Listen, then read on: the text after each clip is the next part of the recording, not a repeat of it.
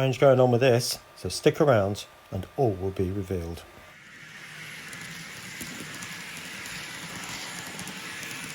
Well, good afternoon everyone and welcome back to Piccadilly.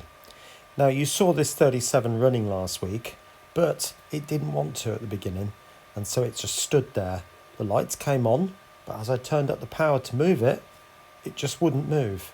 So let's take it to the workbench and investigate. You could use this as a basic guide for a lot of Farish locomotives. They are quite similar in design in the way they're all put together. Right, so there it is. Now you can see, or you have seen, that the lights work, but there's no motor function whatsoever. So I've got to try and work out what's gone wrong. Now I'm using my Gauge Master DC controller, and I will switch it to one end. It's off at the moment, but as I've said before, all my controllers and layouts have got this type of arrangement, and all I've done is created a little bit of wire and put a plug on the end. So that's all plug and play. Right, so let's get the bogies off then. So I'm just going to put a little screwdriver in there and just pop those out. Like that. The other one, just pop it out like so. And as I pointed out before, you've got these little brass contacts here. Okay, so I'm just going to put a little bit of wire in there connected to the DC controller, and we'll see if we can get the motor working. And they are the contacts that touch those two little towers that are sticking up at the top of the bogie. Yeah, so that's how it gets to the power. So if I turn up the Gauge Master, let's see. Well, we've got lights, you can see that, but there's no motor function. Motor is just not working. So I think I know what's happened, but let's have a look. So my next stage then is to strip this down. So I'm going to take off, oh, that's the controller just slipping, take off the body and the bit underneath. Right, so that's the chassis, so to speak. Right, what we've got here, you might be able to notice there are some brass contacts, both sides, there and there, coming down from this point here, these two blobs, okay? Now they go to the motor. Now you might notice there's that little loopy bit there, and again on the other side, that is the motor. And the motor is obviously housed in that section in there. Those two tabs are the two terminals. So what has to happen is power comes up through here, and those brass strips are clipped into the chassis both sides. So it's literally just a clip in on a sprung, that's sprung brass. So it just wedges in. Then all the chassis is live, and it comes up to the PCB through these bolts here and here. So, and there is a brass or a copper contact underneath there, underneath that bolt head on the PCB. So power comes up through the bolt into the PCB, and then through the decoder, this end there, it works its way back to these 2 points, down through those contacts I've just mentioned, and they touch the motor terminals on both sides. So what I think has happened is those two terminals are not touching. Now I must stress, if that vertical part touches the chassis, it will short out the decoder and possibly blow it as well. So that's why you might be able to notice there's that little piece of heat shrink at the top that helps to insulate the copper or brass strip from touching the chassis. Okay, hope that's helpful.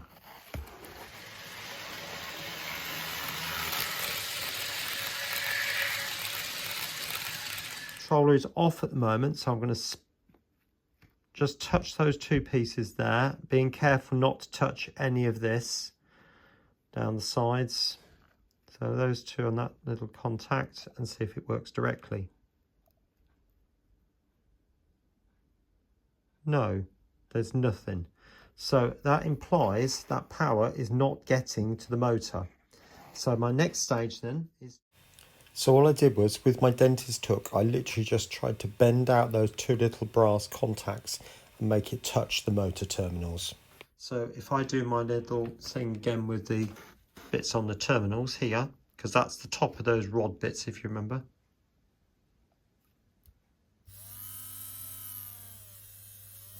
You can hear the motors working fine there, can't you? So hopefully, if I test that on DCC,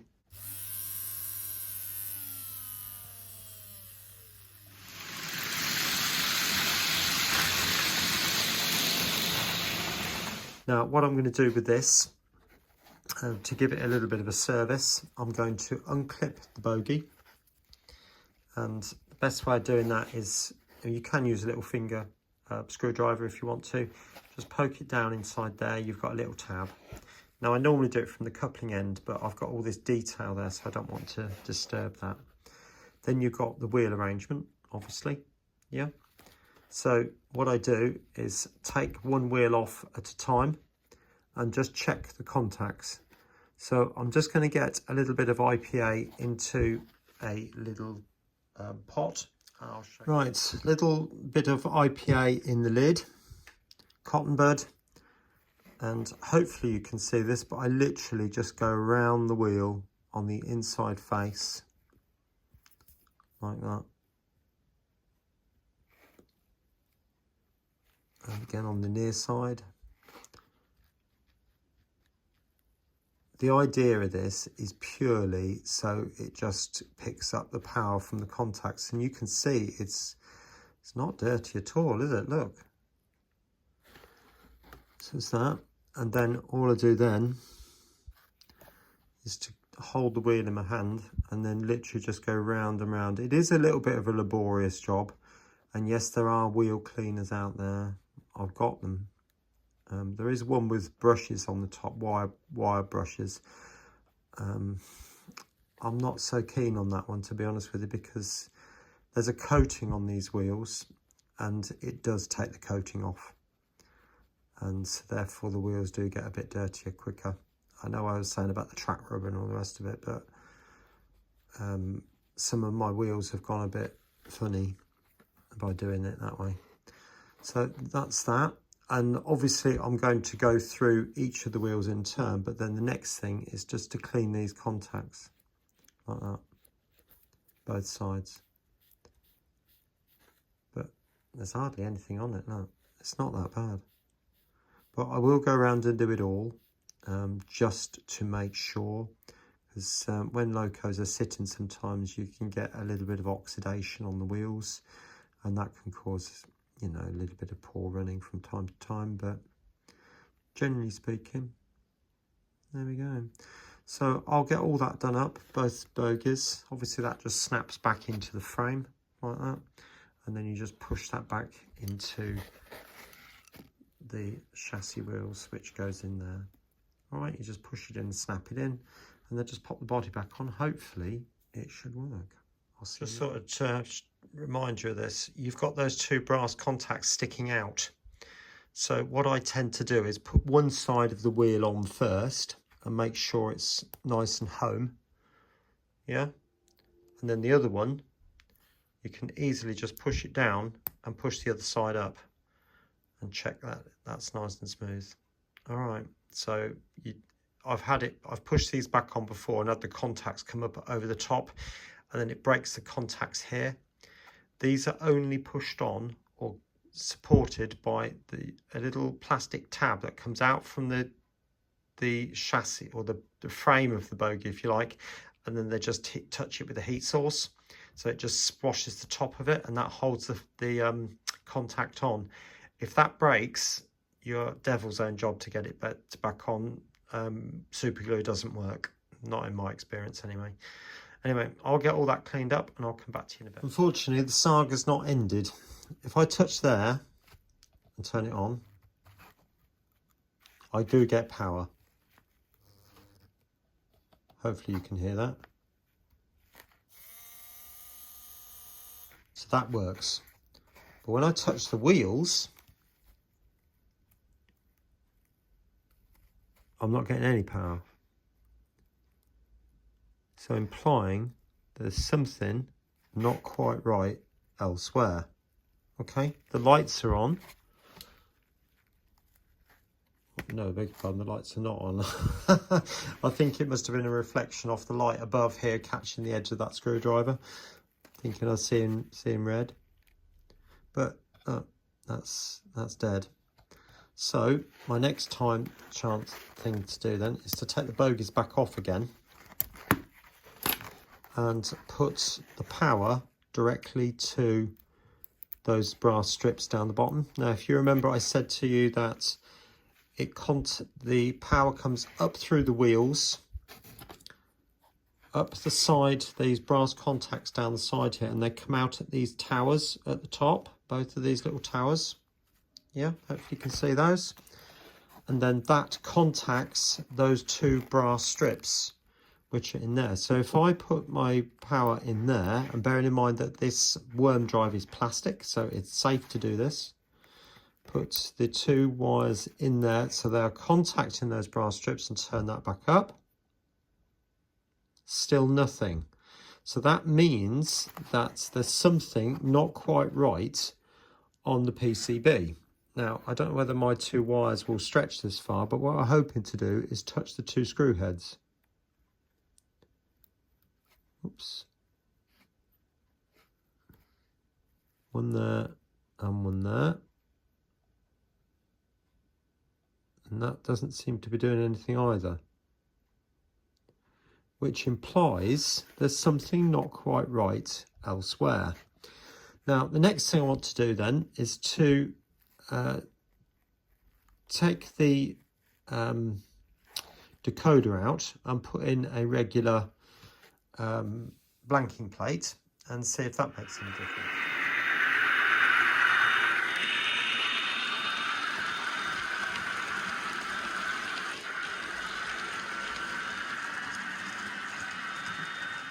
Right, so I'll take that one out and notice that one is this side, so that's that way around. That goes in there like that, and let's see if that's made any difference. Right, push those two back in. The controller's off at the moment. Back in there like that. Interesting. So it works. So it now leads me to think, actually, is the decoder faulty? So let's try that again. Well, it's possible I've not got it in the right way around. The little blob there represents number 1, so that goes in that way round. Does feel a little bit on the loose side, so let's try it again. Controller's still off till that's in there. So it's possible that the decoder wasn't in properly. Possible. But that does feel quite loose. So what I want to do is put a bit of tape over that. Might make a difference.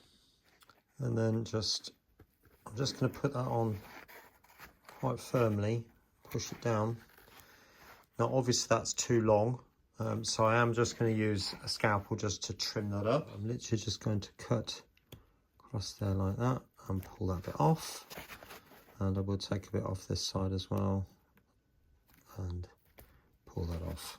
All right, hopefully that will solve the issue.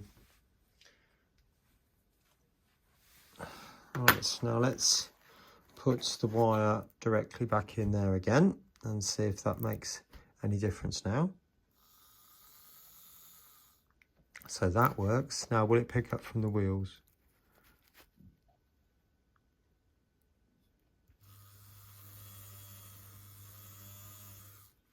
Let's check each of the bogies. I've got a bit of tape stuck to my finger there. Middle one. Although these don't pick up quite so well because the contacts. Yeah, but that certainly works.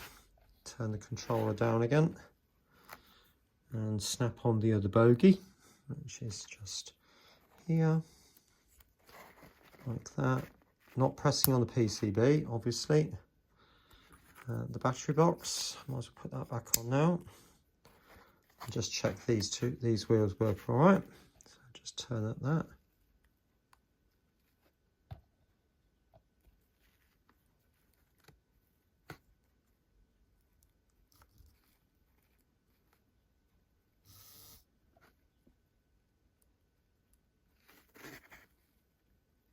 Right, it's possible that the contacts are not making good contact there. So I will show you. Take that off, and I'll take the frame off again, like so. Now it's all to do with these brass strips. I'll try and get it so you can see. Now you'll notice the two brass strips are in there, and they've got to be touching the wheel. So if I do that, they should travel across. There shouldn't be a time when they leave the wheel, if you like. So I'm going to take that off like that and just bend it out a little bit more. Bend it out a little bit more. And then, like I said before, you put your one wheel on so it goes in behind. The contact goes in behind, and then the other one goes in behind, and snap it back on. Do the same with this one. I think I will just bend it out just a little bit wider, just in case, because you just never know if it's just not picking up properly.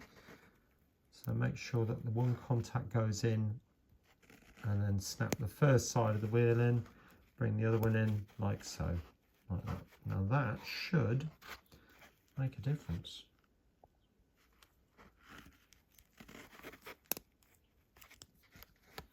Right, power is starting to go on the phone, so I'm not going to have a lot more left. For some odd reason it's not picking up there though, is it? Makes me wonder if the brass contacts have been bent down. Ah, that's what it is.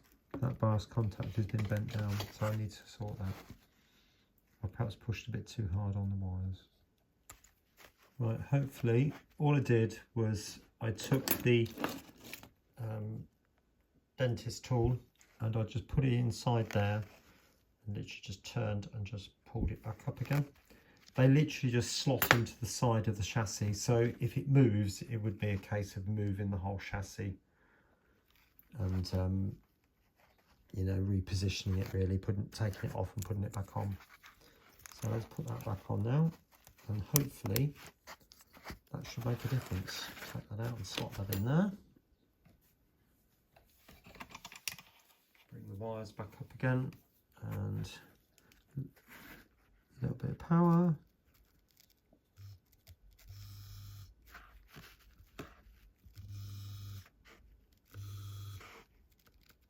Yeah, the middle ones are a little bit, they can be a bit hit and miss, but you can see that works beautifully now. Okay, so it's a case of just getting the body back on, get it back on the layout.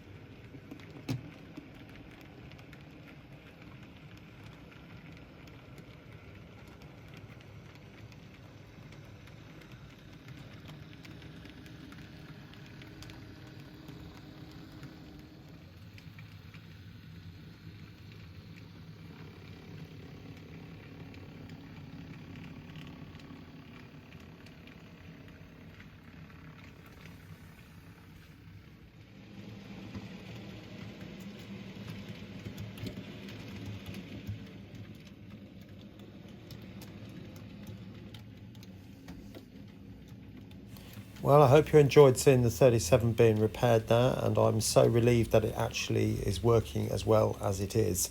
It's good to see it back in action, and also the structure gauging train as well. So anyway, 2 videos will be appearing on your screen right now, so please take a look at those to the very end, and I'll catch you again next time on Piccadilly. Take care of yourselves. Bye for now.